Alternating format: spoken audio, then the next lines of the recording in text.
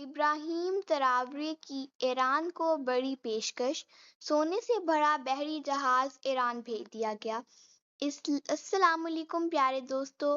افریقہ صدیوں تک لوٹا گیا، غلام بنایا گیا، بھوکا رکھا گیا، لیکن اب وہاں ایک ایسا نام ابھرا ہے جس نے پرانے نظام کی جڑیں ہلا دی۔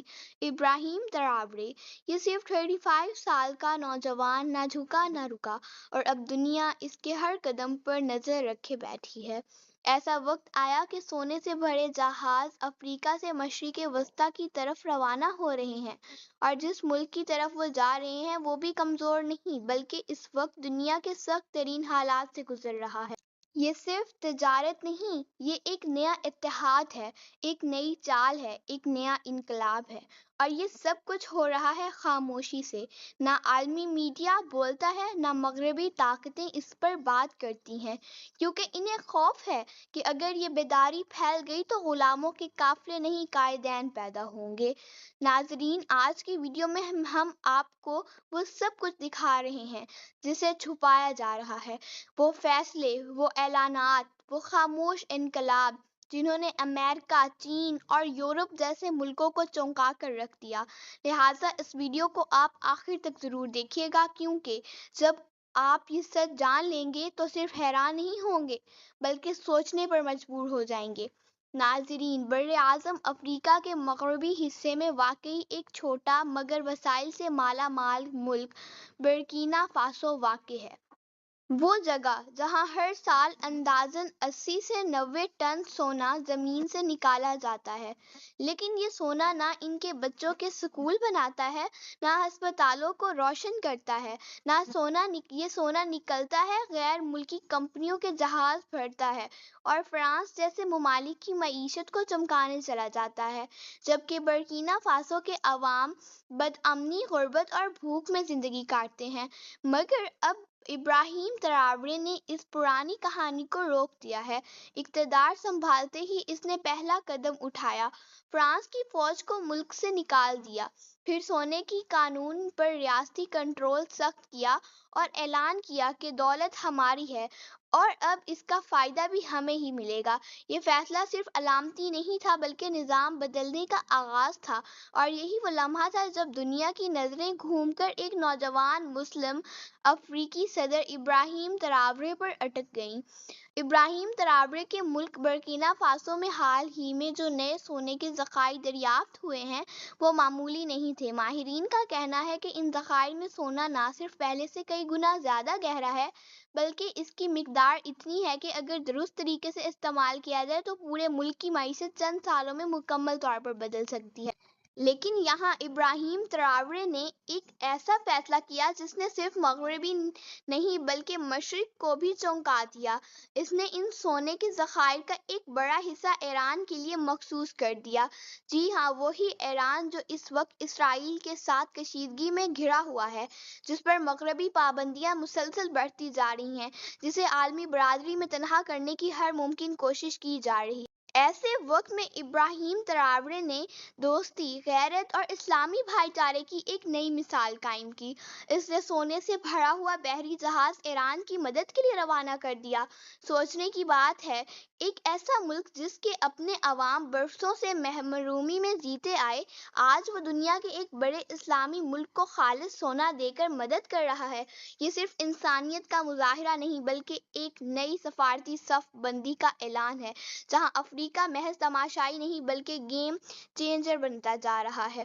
ابراہیم تراورے کے اس اقدام نے چین اور امریکہ جیسے ممالک کی پالیسی سازوں کو خاموش کر دیا، کیونکہ سوال یہ نہیں کہ اس نے سونا دیا کیوں، بلکہ سوال یہ ہے کہ اتنا سونا آیا کہاں سے، اور کیا اب افریقی ممالک صرف غلام نہیں، فیصلہ ساز بنتے جا رہے ہیں۔ ناظرین، ابراہیم تراورے کا پیغام صاف ہے، ہم نہ کمزور ہیں نہ بے بس، ہم صرف بیدار نہیں تھے، اب ہم بیدار ہو چکے ہیں۔ یہ صرف ایران سے دوستی نہیں، یہ عالمی طاقتوں کے پرانے نظام سے نکل کر نئی اتحادوں کی بنیاد ہے۔ ایک ایسا سیٹ ہے آپ جو دنیا بھر کے افریقی ممالک کے لیے ایک انقلابی پیغام ہے۔ تراورے کا کہنا ہے، اگر ہم اپنے وسائل پر کنٹرول حاصل کر لیں، اگر ہم دوسروں کی غلامی چھوڑ کر خود اپنے فیصلے کریں تو ہم صرف آزاد نہیں ہوں گے بلکہ عالمی طاقت بن سکتے ہیں۔ ابراہیم تراورے اپنے آپ کو حضرت بلال حبشی کی نسل سے جوڑتے ہیں۔ وہ عظیم صحابی جو اسلام کے ابتدائی دنوں میں مکہ کی گلیوں سے مدینہ کے مراحب تک افریقہ کی روحانی عظمت کی علامت بنے۔ تراورے کے نزدیک یہ تعلق صرف تاریخی نہیں، روحانی طاقت کا سرچشمہ ہے۔ وہ اپنی تقریروں میں افریقی عوام کو یاد دلاتے ہیں، تم کمزور نہیں، تمہارا ماضی روشن تھا اور تمہارا مستقبل تمہارے اپنے ہاتھ میں ہے، بس اب وقت ہے بیدار ہونے کا۔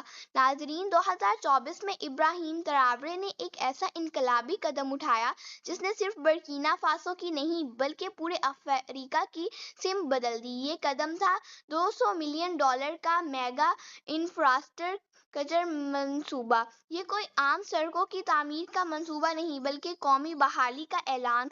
برکینا فاسو کے دیہی علاقوں میں جہاں پہلے کچی سڑکیں بارش میں کیچڑ بن جاتی تھیں، مریض وقت پر ہسپتال نہیں پہنچ پاتے تھے، طلبہ مٹی اور خراب راستوں کی وجہ سے اسکول چھوڑ دیتے تھے، اب وہاں ہر سال 3000 سے 5000 کلومیٹر جدید اور پکی سڑکیں تعمیر ہو رہی ہیں۔ ان سڑکوں نے نہ صرف گاؤں کو شہروں سے جوڑا بلکہ معیشت کی دھڑکن بھی تیز کر دی۔ کسانوں کے اجناس اب کھیتوں سے براہ راست منڈی تک پہنچ رہی ہیں، مریض ہسپتال، طلبہ اسکول اور چھوٹے کاروبار منڈیوں سے منسلک ہو رہے ہیں۔ یہ وہ پہلو ہے جس نے چین اور امریکہ کو حیرت میں ڈال دیا۔ دنیا کے دو سب سے بڑے طاقتور ممالک، ماہرین، انجینئر اور پالیسی ساز یہ سوچنے پر مجبور ہو چکے ہیں، آخر یہ کیسے ممکن ہوا؟ اتنے محدود وسائل، کوئی عالمی قرضہ نہیں، کوئی بیرونی کنسلٹنٹ نہیں، پھر بھی ایک اسلامی افریقی ملک اتنی تیزی سے ترقی کیسے کر رہا ہے؟ حقیقت یہ ہے کہ یہ منصوبہ صرف سڑکوں کا نہیں بلکہ ایک ذہنی اور سماجی بیداری کا منصوبہ ہے۔ ابراہیم تراورے نے دنیا کو یہ پیغام دیا ہے کہ ترقی کے لیے نہ واشنگٹن کی ضرورت ہے، نہ پیرس کی منظوری، بس نیت صاف ہو اور قیادت مخلص ہو۔ ناظرین، آج افریقہ جاگ رہا ہے اور اس بیداری کی قیادت ابراہیم تراورے کر رہا ہے، جسے کل تک دنیا ایک عام سپاہی سمجھ کر نظر انداز کیا تھا۔ اس نے صرف اپنی زمین کا سونا واپس نہیں لیا، اس نے اپنے لوگوں کو عزت، خودداری اور اختیار کا سبق دیا۔ اور یہی وجہ ہے کہ جب مشرق وسطیٰ میں جنگ چھڑی اور ایران کو اسرائیلی حملوں، پابندیوں اور تباہی کا سامنا کرنا پڑا، تو ابراہیم تراورے وہ پہلا عالمی رہنما تھا جس نے دوستی، وفاداری اور بھائی چارے کی ایک انوکھی مثال قائم کی۔ اس نے اپنے ملک کی قیمتی سونے کا ایک بڑا حصہ کسی مغربی بینک میں نہیں رکھا بلکہ ایران کی مدد کے لیے سونے سے بھرا بحری جہاز روانہ کر دیا۔ یہ قدم صرف ہمدردی نہیں، یہ ایک نئی عالمی صف بندی کی شروعات ہے، جہاں کمزور ممالک ایک دوسرے کا سہارا بن کر طاقتوروں کے ظلم کو چیلنج کر رہے ہیں۔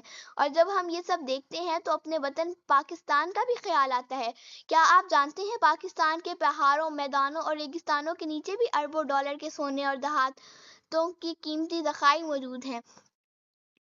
ریکوڈک، چاغی، سوات، گلگت بلتستان، یہ صرف زمینیں نہیں، خزانے ہیں، مگر افسوس، ہم نے اپنے ابراہیم تراورے پیدا نہیں کیے۔ ہم نے ان ذخائر کی حفاظت کی بجائے انہیں غیر ملکی کمپنیوں کے حوالے کر دیا۔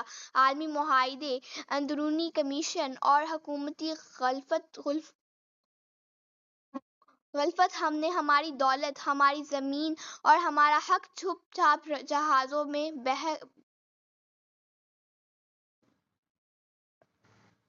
مگر افسوس، ہم نے اپنے ابراہیم تراورے پیدا نہیں کیے۔ ہم نے ان ذخائر کی حفاظت کی بجائے انہیں غیر ملکی کمپنیوں کے حوالے کر دیا۔ عالمی معاہدے، اندرونی کمیشن اور حکومتی غفلت نے ہماری دولت، ہماری زمین اور ہمارا حق چھپ چھاپ جہازوں میں بھر کر دوسرے ملکوں کی معیشت کا حصہ بنا دیا۔ یہ کوئی سازش کی کہانی نہیں، یہ خالص حقیقت ہے، جو ہمارے بجلی کے بل، دوائی کی قیمت اور آٹے کی قطاروں میں صرف نظر آتی ہے۔ مگر سوال یہ ہے، کیا ہم بھی اب جاگیں گے؟ کیا ہمارے یہاں بھی کوئی آواز اٹھے گی جو کہے کہ یہ سونا ہمارا ہے اور اس پر پہلا حق بھی ہمارا ہے؟ نیچے کمنٹ سیکشن میں اپنی رائے ضرور دیجیے گا، اور آخر میں دل سے یہی دعا ہے، یا اللہ ابراہیم تراورے کو مزید ایمانی قوت، اخلاص اور استقامت عطا فرما، اسے ظالموں کے فریب اور سامراجی جال سے محفوظ رکھ، اور یا اللہ ہمارے ملک پاکستان کو بھی ایک ایسا رہنما عطا فرما جو تیرے دین پر چلے، ظلم کے نظام کو توڑے اور اس قوم کی خدمت کو اپنی سیاست بنائے۔ آمین ثم آمین۔